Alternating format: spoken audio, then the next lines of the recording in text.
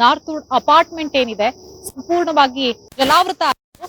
So ಇದಕ್ಕೆ ಕಾರಣ ಏನು ಅನ್ನೋದನ್ನ ಹೇಳ್ತಾ ಹೋದೆ ಫಸ್ಟ್ ವಾಕ್ ಥ್ರೂದಲ್ಲಿ. ಸೊ ಅವೈಜ್ಞಾನಿಕವಾಗಿ ರಾಜಕಾಲುವೆಯನ್ನ ನಿರ್ಮಾಣ ಮಾಡಿರೋದು ಅಂತ, ಜೊತೆಗೆ ಆ ಒಂದು ವಾಕ್ ಥ್ರೂ ನಲ್ಲಿ ಹೇಳ್ದೆ ಎಂಡ್ ಪಾಯಿಂಟ್ ಸರಿಯಾಗಿ ನೀರು ಹೋಗೋದಕ್ಕೆ ಸಾಧ್ಯ ಆಗದೆ ಇರೋದ್ರಿಂದ ಓವರ್ಫ್ಲೋ ಆಗಿದೆ ಅಂತ. ಸದ್ಯ ನಾನು ಆ ಒಂದು ಎಂಡ್ ಪಾಯಿಂಟ್ ಬಳಿ ಇದ್ದೀನಿ, ನಿಮ್ಗೀಗ ದೃಶ್ಯಗಳಲ್ಲಿ ತೋರಿಸ್ತಾ ಹೋಗ್ತೀನಿ. ನೀವು ಗಮನಿಸಬಹುದು, ನಾನೇನು ರಾಜಕಾಲುವೆ ಆರಂಭ ಆಗತ್ತೆ ಅದರ ಮಧ್ಯಭಾಗದಲ್ಲಿ ನಿಂತು ಒಂದು ವಾಕ್ ಥ್ರೂ ಅನ್ನ ಮಾಡಿದ್ದೆ. ಸೊ ಇಲ್ಲಿ ಎಲ್ಲಾ ರೀತಿಯಾದಂತಹ ವಾಟರ್ ಬರ್ತಾ ಇರೋದ್ರಿಂದ ಬ್ಲಾಕ್ ಆಗ್ತಾ ಇದೆ ಅಂತ. ಸೊ ನಿಮ್ಗೆ ಈಗ ಎಂಡ್ ಪಾಯಿಂಟ್ ಅನ್ನ ತೋರಿಸ್ತೀನಿ. ಯಾಕಂದ್ರೆ ಸ್ಟಾರ್ಟಿಂಗ್ ಪಾಯಿಂಟ್ ಅಲ್ಲಿ ರಾಜಕಾಲುವೆ ಅಗಲ ಇತ್ತು, ಆದ್ರೆ ಬರ್ತಾ ಎಂಡ್ ಪಾಯಿಂಟ್ ಅಲ್ಲಿ ತುಂಬಾ ಚಿಕ್ಕದಾಗಿ ನೀರು ಹೋಗೋದಕ್ಕೆ ವ್ಯವಸ್ಥೆಯನ್ನ ಮಾಡ್ಕೊಳ್ಳಲಾಗಿದೆ. ಸೊ ಇದರಿಂದಾಗಿಯೇ ಈ ಒಂದು ಅಪಾರ್ಟ್ಮೆಂಟ್ ಗಳಿರ್ಬೋದು, ಮನೆಗಳಿರ್ಬೋದು, ವಿಲ್ಲಾಗಳೆಲ್ಲವೂ ಕೂಡ ಜಲಾವೃತ ಆಗಿರೋದು. ಜೊತೆಗೆ ನೀವು ಗಮನಿಸಿರ್ಬೋದು, ಸಾಕಷ್ಟು ಪ್ಲಾಸ್ಟಿಕ್ ಗಳು ಕೂಡ ಈ ಒಂದು ನೀರಿನಲ್ಲಿ ಬರ್ತಾ ಇದೆ. ಜೊತೆಗೆ ಆ ಮಧ್ಯ ಪಾಯಿಂಟ್ ಅಲ್ಲಿ ಕೂಡ ಮಣ್ಗಳಿತ್ತು, ಬೇಡವಾದಂತಹ ಸಸ್ಯಗಳು ಬೆಳ್ಕೊಂಡಿತ್ತು. ಮಳೆಗಾಲ ಆರಂಭ ಆಗೋದಕ್ಕೆ ಮುನ್ನ BBMP ಆ ಒಂದು ರಾಜಕಾಲುವೆಯನ್ನ ಕ್ಲೀನ್ ಮಾಡ್ಬೇಕಿತ್ತು, ಆದ್ರೆ ರಾಜಕಾಲುವೆಯನ್ನ ಕ್ಲೀನ್ ಮಾಡಿರ್ಲಿಲ್ಲ. ಜೊತೆಗೆ ಅಲ್ಲಿ ಎಲ್ಲಾ ರೀತಿಯಾದಂತಹ ವಾಟರ್ ಗಳು ಸೇರಿ ಬರ್ತಾ ಇರೋದ್ರಿಂದ ಈ ಒಂದು ಅವ್ಯವಸ್ಥೆ ಉಂಟಾಗಿದೆ. ಎಂಡ್ ಪಾಯಿಂಟಿನ ದೃಶ್ಯವನ್ನ ನಿಮ್ಗೆ ತೋರಿಸ್ತಾ ಇದ್ದೀನಿ.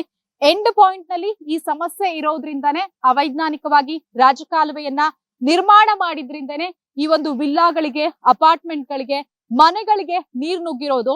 ಜೊತೆಗೆ ನೀವಲ್ಲಿ ಗಮನಿಸ್ತಾ ಇರ್ಬೋದು, ಈ ಒಂದು ಕಾಡಿನ ಫಾರೆಸ್ಟ್ ಏರಿಯಾ ಇದೆ, ಫಾರೆಸ್ಟ್ ಏರಿಯಾಗೂ ಕೂಡ ಈ ಒಂದು ನೀರ್ ನುಗ್ಗಿದೆ. ಅಷ್ಟೇ ಅಲ್ಲದೆ ಆ ಕಡೆ ಕೆರೆ ಇದೆ, ಕೆರೆಗೂ ಕೂಡ ನೀರು ಹೋಗ್ತಾ ಇರೋದನ್ನ ಗಮನಿಸಬಹುದು. ಸೊ ಕೇವಲ ಮಳೆ ನೀರ್ ಮಾತ್ರ ಕೆರೆಗೆ ಹೋಗ್ಬೇಕು, ಸಿವೇಜ್ ವಾಟರ್ ಯಾವುದೇ ಕಾರಣಕ್ಕೂ ಹೋಗ್ಬಾರ್ದು.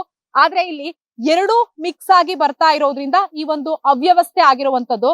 ಏನಾದ್ರೂ BBMP ಅಧಿಕಾರಿಗಳು ಮೊದ್ಲೇ ಎಚ್ಚೆತ್ತುಕೊಂಡು ರಾಜಕಾಲುವೆಯನ್ನ ಕ್ಲೀನ್ ಮಾಡಿದ್ರೆ, ಆ ಒಂದು ಪ್ಲಾಸ್ಟಿಕ್ ಇರ್ಬೋದು, ಬೇಡವಾಗಿರುವಂತಹ ಸಸ್ಯಗಳ ಏನ್ ಬೆಳೆದಿತ್ತು, ಸೊ ಅವುಗಳನ್ನ ಕ್ಲೀನ್ ಮಾಡಿದ್ರೆ ಎಲ್ಲೋ ಒಂದ್ ಕಡೆ ಈ ಒಂದು ಅವ್ಯವಸ್ಥೆಯನ್ನ ತಪ್ಪಿಸಬಹುದಿತ್ತು.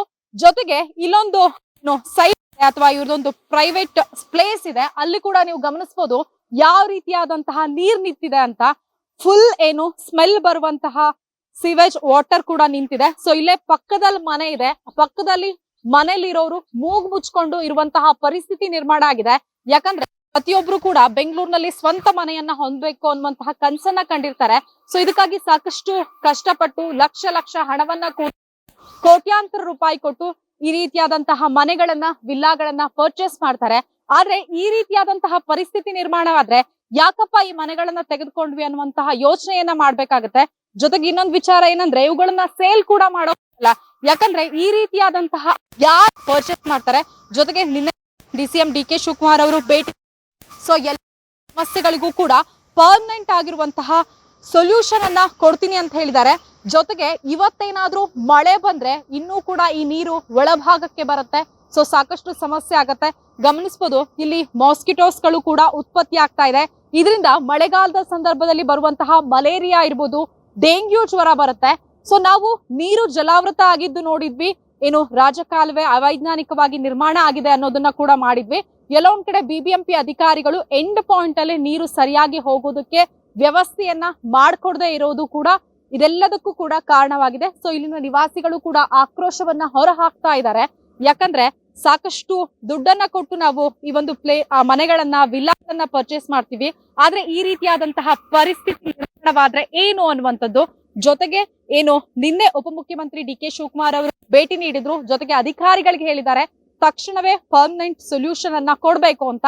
ಸೊ BBMP ಅಧಿಕಾರಿಗಳು ಇನ್ನಾದ್ರೂ ಎಚ್ಚೆತ್ತುಕೊಳ್ತಾರ ಅನ್ನೋದನ್ನ ಕಾದು ನೋಡ್ಬೇಕಾಗಿದೆ. ಸೊ ಇದಿಷ್ಟು ಕೂಡ ಈ ಒಂದು ಸಮಸ್ಯೆ ಆಗಿದೆ, ಅವ್ಯವಸ್ಥೆ ಆಗಿದೆ, ಅದೆಲ್ಲದರ ಚಿತ್ರಣ. ಸೊ BBMP ಅಧಿಕಾರಿಗಳು ಇನ್ನಾದ್ರೂ ಬಂದು ಈ ಒಂದು ನೀರು ಸರಾಗವಾಗಿ ಹರಿದು ಹೋಗೋದಕ್ಕೆ ವ್ಯವಸ್ಥೆಯನ್ನ ಮಾಡ್ಕೊಡ್ಬೇಕಾಗಿದೆ. ವಿಡಿಯೋ ಜರ್ನಲಿಸ್ಟ್ ಶಶಿ ಜೊತೆ ವೀಣಾ ಸಿದ್ದಾಪುರ್, ಕರ್ನಾಟಕ ಟಿವಿ, ಬೆಂಗಳೂರು.